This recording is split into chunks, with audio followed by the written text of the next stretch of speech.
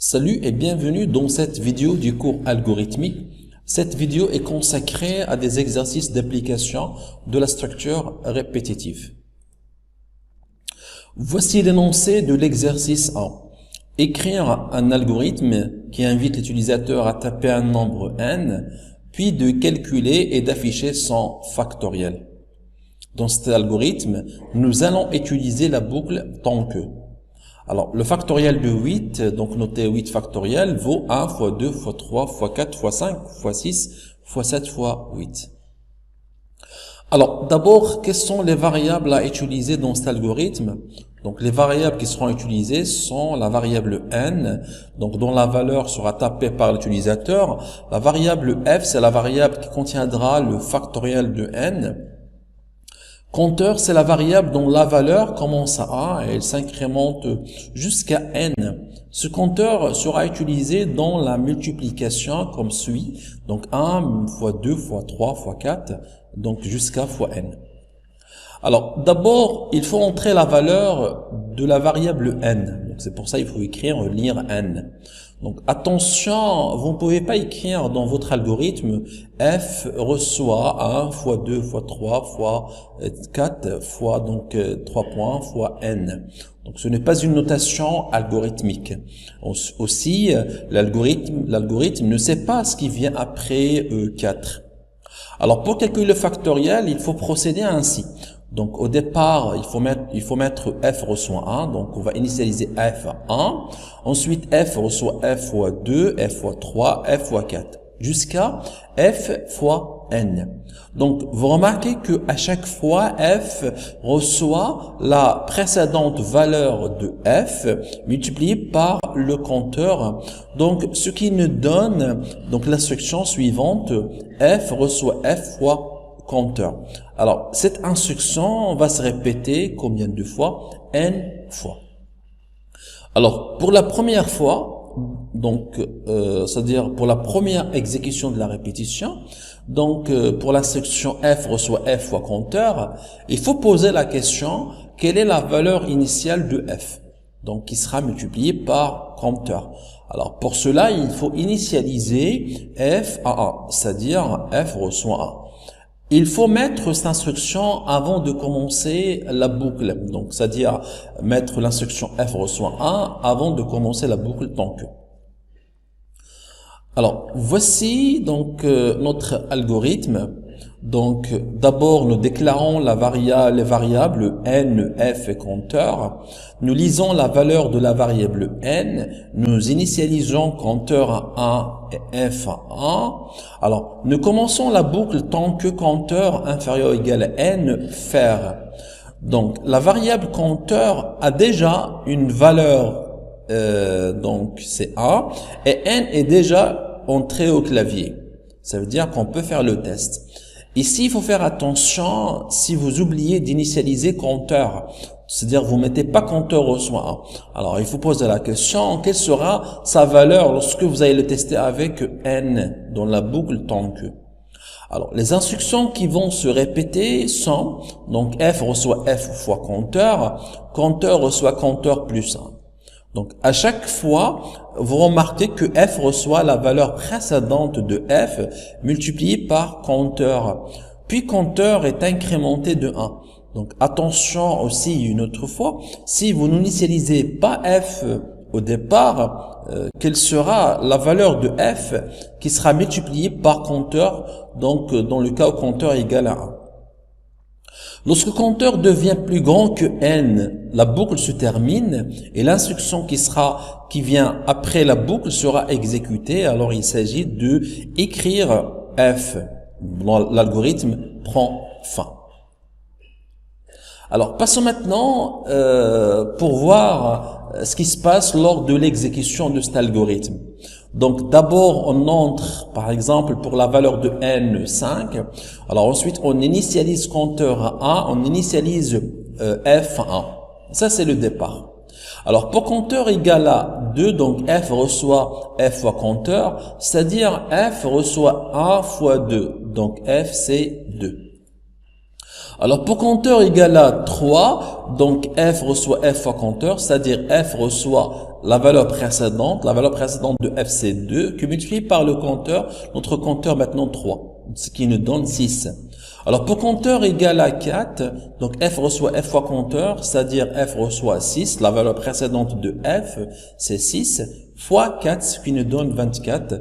Pour compteur égal à 5, f reçoit f fois compteur, c'est-à-dire f reçoit 24, la valeur précédente de f, c'est 24, fois 5, le compteur, donc ce qui nous donne 120. Pour compteur égal à 6, la boucle se termine. Parce que si c'est supérieur à 5, le factoriel de n, dans ce cas-là, est 120. Maintenant, exercice 2, consiste à écrire le même algorithme, mais dans ce cas-là avec la boucle pour. Donc, soit notre algorithme, voilà. Donc, à première vue, l'algorithme a moins d'instructions que dans l'algorithme tant que. Donc, pourquoi? Donc, la boucle pour initialise la variable compteur et l'incrémente à chaque répétition. Donc, les instructions compteur reçoit 1 et compteur reçoit compteur plus 1 vont être éliminées. Passons maintenant à un exercice, l'exercice 3. Donc, il faut écrire l'algorithme permettant de lire une seule note et d'un étudiant, par exemple. La condition est que la note doit être comprise entre 0 et 20. Si la note est en dehors de cet intervalle, c'est-à-dire inférieure à 0 ou plus grande que 20, l'algorithme doit inviter l'utilisateur à taper une autre note. Donc, ici, les variables à utiliser dans cet algorithme, il y a une seule variable, il s'agit de la variable note. Alors, ensuite, il faut lire la note. Donc, on doit écrire lire note. Alors, maintenant, il faut faire le test de la note, s'il est comprise entre 0 et 20. Donc, si vous utilisez la condition, si alors, comme suit, donc si note inférieure à 0 ou note supérieure à 20, alors lire note fin si. Alors, cela ne marche pas. Pourquoi? Parce que la note peut se répéter. La lecture de la note peut se répéter plusieurs fois tant que la note n'est pas correcte.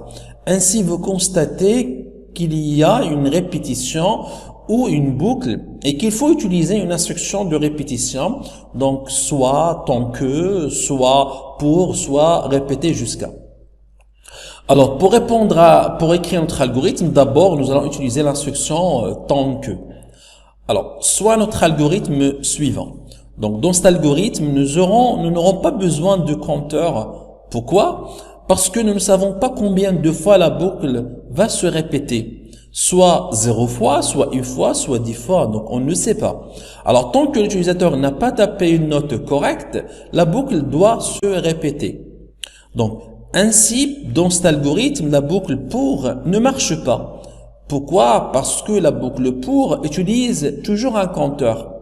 Donc, la condition dans la boucle note inférieure à 0 ou note supérieure à 20, voilà. Donc, ici, vous remarquez que, alors dans cette condition, voilà, note inférieure à 0 ou note supérieure à 20. Alors ici, vous remarquez que j'ai utilisé l'opérateur logique OU et non et. Alors, pourquoi? Parce que c'est une note de ces deux conditions. Donc je reprends pour que si une de ces deux conditions est vraie, la condition est vraie. La condition est fausse si les deux conditions sont fausses. Alors, prenons un exemple de la note égale à 15. Donc, note inférieure à 0 est fausse, note supérieure à 20 est fausse. Donc, ainsi, la condition note inférieure à 0 ou note supérieure à 20 est fausse et la boucle ne sera pas exécutée. Pourquoi? Parce que la note est correcte. Prenons l'exemple maintenant de la note égale à 26. Alors, note inférieure à 0 est fausse, la condition n'est pas vraie. Note supérieure à 20 est vraie parce que 26 est supérieur. Alors, ici, la condition note inférieure à 0 ou note est supérieure à 20 est vraie et la boucle sera exécutée. Pourquoi? Parce que la note est incorrecte. Et à chaque fois, dans la boucle, on lit la note. Attention, si vous ne mettez pas l'instruction lire note avant la boucle, tant que vous posez la question, quelle sera la valeur de la note dans les deux conditions de la boucle? Alors, écrivons maintenant l'algorithme avec la boucle répétée jusqu'à. Nous ne pouvons pas écrire cet algorithme avec la boucle pour. Je viens d'expliquer cela. Alors, vous remarquez que dans cet algorithme, il est plus simple et meilleur que le précédent. Nous avons donc écrit l'instruction lire note une seule fois. Contrairement dans l'algorithme précédent, tant que nous l'avons écrit avant la boucle et à l'intérieur de la boucle. Dans cet algorithme, nous lisons d'abord la note, puis nous faisons le test s'il est correct. Nous quittons la boucle si la note est correcte, c'est-à-dire qu'elle est supérieure ou égale à 0 et inférieure ou égale à 20. C'est-à-dire que la condition note supérieure ou égale à 0 et note inférieure ou égale à 20 soit vraie en totalité. Alors, pour rappel, dans la boucle répétée jusqu'à, la boucle se termine lorsque la condition est vraie. Si la condition est fausse, la boucle reprend son exécution. Alors, par exemple, si la note saisie est 25, note supérieure à 0 est vraie, note inférieure à 20 est fausse. Ainsi, la condition note supérieure à 0 et note inférieure à 20 est fausse. La boucle répétée jusqu'à reprend son exécution. Alors, pour rappel, dans une condition utilisant l'opérateur logique et, il faut que toutes les conditions soient vraies. Une condition est fausse, la condition principale est fausse. Alors, par exemple, si la note saisie est 18, alors note supérieure à 0, est vrai, note inférieure à 20, donc 18 inférieur à 20, 18 supérieur à 0 est vrai. Ainsi, la condition note supérieure à 0 et note inférieure à 20 est vrai. La boucle répétée se termine. Voilà, j'arrive à la fin de cette vidéo. Merci d'avoir regardé cette vidéo et je vous dis à bientôt.